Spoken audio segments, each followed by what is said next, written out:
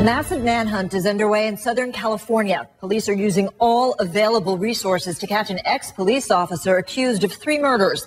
The challenge? Christopher Dorner is not only a former cop, he was also in Navy security with security clearance, intelligence clearance. He's armed, he's dangerous, and he knows how police and tactical units think.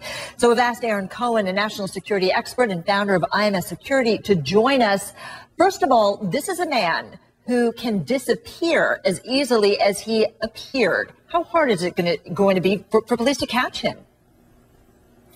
Well, it's very difficult. Obviously, they've been on the case going after Dorner for almost a week now, and the reason why is because he had a significant amount of time to plan what it was that he wanted to do, and so regardless of where he may have wound up, the fact is that this is a huge country.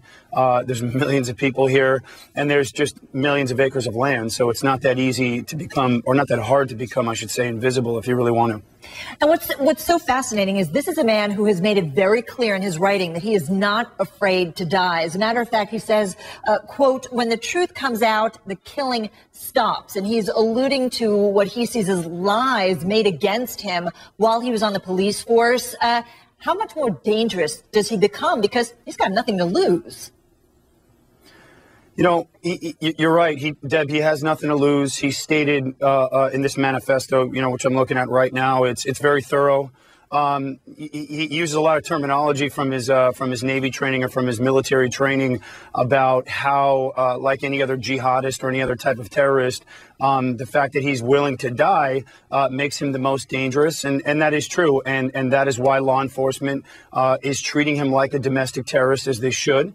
But I do want to say that it's important to keep in mind that the officers who are on his list up till now, with the exception of the people that he's already murdered, who have security in place, are being adequately protected. There's hundreds of law enforcement personnel on the ground right now who are using every interdiction method to get this guy. And I just think it's important for people out there to know that he doesn't represent the police agencies and these departments in terms of being one of the elite. He's just not. He's in fact looked at as almost a Boy Scout by the law enforcement community.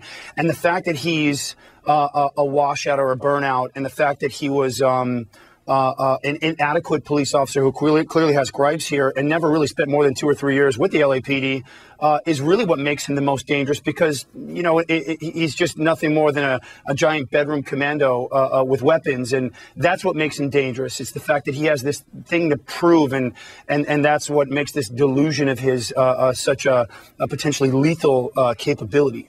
Yeah, absolutely. Right now, obviously, though, because they don't know where he is, clearly he's got a bit of the upper hand. All right.